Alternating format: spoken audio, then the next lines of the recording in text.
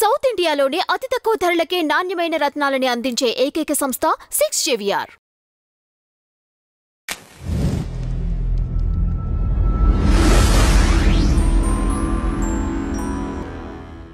ఓం మహాగణాధిపతయే నమః.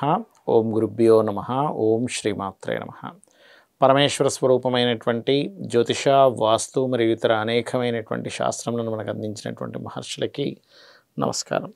హయగ్రీవ హయగ్రీవ హయగ్రీవేతియో వదేత్తస్స నిస్సరతే వాణి జునుకన్యా ప్రవాహవత్ అరుణాం కరుణాతరంగితాక్షీం ధృతపాశాంకుశపుష్పబాణచాపాం అనిమాదిభిరావృతాం మయూకైః అహమిత్యేవ విభావయే భవానీం. శ్రీమాత్రే నమః.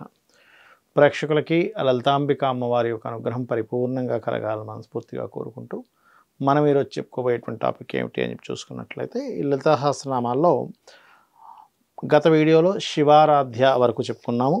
ఇక్కడ ఏమిటంటే, ఈ శివ అనేటువంటి నామానికి ఏదైతే ఉందో, శివ అనగా శుభము అని కూడా అర్థం ఉంటుంది ఇక్కడ. కాబట్టి శివై ఆరాధ్య అనగా సమస్త శుభముల చేత సేవింపబడేటువంటిది అమ్మవారిని కూడా అర్థం చేసుకోవాలి మనం. అదేవిధంగా శివమూర్తి, శివుని యొక్క ఆకృతి కలిగినటువంటిది అమ్మవారు శ్రీదేవి. శివమూర్తి అంటే శివుడు నిర్గుణ పరబ్రహ్మము అనగా అవ్యక్తమూర్తి, శివుని యొక్క సగుణ రూపము. కాబట్టి శివారాధ్య, శివమూర్తి, శివంకరి, సత్యము, శివము, సుందరమని కీర్తింపబడినటువంటి పరమపదమును కలిగించే పరాశక్తి శివ. ఇది అయితే ఇక్కడ ఏంటంటే, శివ అనేటువంటి నామమే గొప్ప యోగం. అందరూ నమశివాయ అంటుంటా, ఏదో నమశివాయ అనుకుంటా. అలా కాదండి. నమశివాయ అనేటువంటి నామం చాలా గొప్పదండి. శివునికి నమస్కరిస్తున్నాను. శుభముకి శుభము, శివము అంటే శుభము అని అర్థం. మంగళకరమైనటువంటి శబ్దం శివనామం ఏదైతే ఉందో. మీరు చూడండి, ఎవరికైనా మనం రెస్పెక్ట్ ఇస్తున్నాం అనుకోండి, వాళ్ళు మనకు రెస్పెక్ట్ ఇస్తారు. మరి శివుడు అంటే ఏమిటి? మంగళకరమైనటువంటి రూపం కలిగినటువంటి ఆ యొక్క శివుడు అంటేనే మంగళము, శివుడు అంటే శుభము. మరి దానికి మీరు నమస్కరిస్తున్నప్పుడు అది మనకేం చేస్తుంది?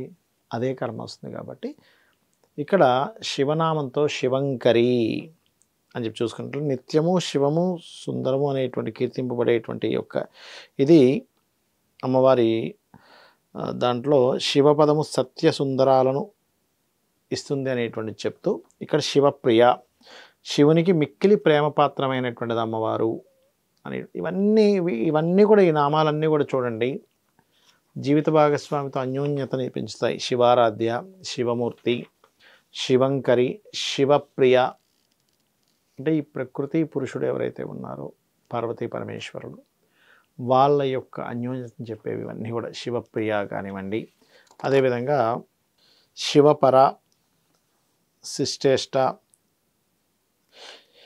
శివుడి కంటే శ్రేష్టమైనది శివపర అంటే శివుడి కంటే శ్రేష్టమైనది, శివుడి కంటే భిన్నమైనది, శివప్రాప్తి పరమ సాధనమైనటువంటిది అర్థం. అంటే ఇక్కడ ఎవరికైనా సరే వివాహ జీవితంలో మాటిమాటికి ఏదో ఒక గొడవలు వస్తున్నాయండి, బాగా డిస్టర్బెన్సెస్ అవుతున్నాయి అని అనుకునేటప్పుడు, మనం గతంలో లలిత సహస్రనామాలు కూడా చెప్పుకున్నాం. ఏంటి? ఓం శివకామేశ్వరంకస్త శివ స్వాధీన వల్లభాయై నమః అనే మంత్రం చేసుకోవాలి. అదేవిధంగా ఓం మందస్మిత ప్రభాపూర మజ్జత్ కామేశ మానస అనే నామం కూడా చేసుకోవచ్చు అని. ఇవన్నీ కూడా శివుణ్ణి అమ్మవారిని కలిపి చేసేటువంటి నామాలు. మీకు మీ జీవిత భాగస్వామికి ఉన్నటువంటి ఎడబాటును తగ్గించి కలిసేలా చేస్తుంది, ఒకరికొకరు అర్థమయ్యేలా చేస్తుంది. సర్వసాధారణంగా ఎవరి జన్మజాత చక్రంలో అయినా సప్తమ స్థానం పాడైంది అనుకోండి. ఉదాహరణకి సప్తమం అంటే జీవిత భాగస్వామి, లగ్నము అంటే ఈ జీవుడు, అది స్త్రీ కావచ్చు పురుషుడు కావచ్చు. ఈ లగ్నానికి సప్తమానికి సంబంధాలు సరిగ్గా లేవు అంటే మీకు ఆ జీవిత భాగస్వామి కూడా సంబంధం సరిగ్గా ఉండదు. అలా కాకుండా లగ్నము సప్తమము పర్టికులర్గా కొన్నిసార్లు ఏమైపోతుందంటే, లగ్నాధిపతి సప్తమాధిపతి ఏదైనా పాపకత్తిలో పడి ఉన్నాడు, అప్పుడు అర్థం కాదు. అంటే ఏమిటి? వాళ్ళు ఏంటి అలా ఉన్నారు? జీవిత భాగస్వామి ఇలాంటి జీవిత భాగస్వామి కలిగారంటే అసలు ఈయన అర్థమే కాదని స్త్రీ అనుకుంటే దేవుడు అర్థమే కాదని పురుషుడు అనుకుంటుంటారు. ఎందుకు? లగ్నం అంటే జీవుడు, సప్తమం అంటే భార్య. ఇప్పుడు మీరు ఈ నామాన్ని చేసుకోవడం ద్వారా ఏమవుతుందంటే భార్యాభర్తలు ఒకరికొకరు అర్థం అవ్వడం జరుగుతూ ఉంటుంది. ఇది కేవలం భార్యాభర్తల మీదే ఉండేటువంటిదా అంటే ప్రకృతి, పురుషుడు, సమాజము ఇవన్నీ కూడా మీకు 1 by 1. ఇప్పుడు సప్తమ స్థానంలో జీవిత భాగస్వామి మాత్రమే కాకుండా సామాజిక విషయాలు కూడా ఉంటాయి. అదేవిధంగా వాస్తుపరంగా కూడా తూర్పు భాగం సామాజిక విషయాలను చెప్తూ ఉంటుంది. తూర్పులో దోషమున్న సామాజికమైనటువంటి విషయాల్లో ఇబ్బంది పడుతూ ఉంటాం. సోషల్ కమ్యూనికేషన్స్లో ఇబ్బంది పడుతూ ఉంటాం. అందుకని తూర్పు వైపు సిట్టింగ్ ఏరియా పెట్టుకోవాలంటారు. అప్పుడు సోషల్ కమ్యూనికేషన్స్ విషయాల్లో ఇబ్బంది లేకుండా ఉంటుంది. శ్రీమాత్రే నమః.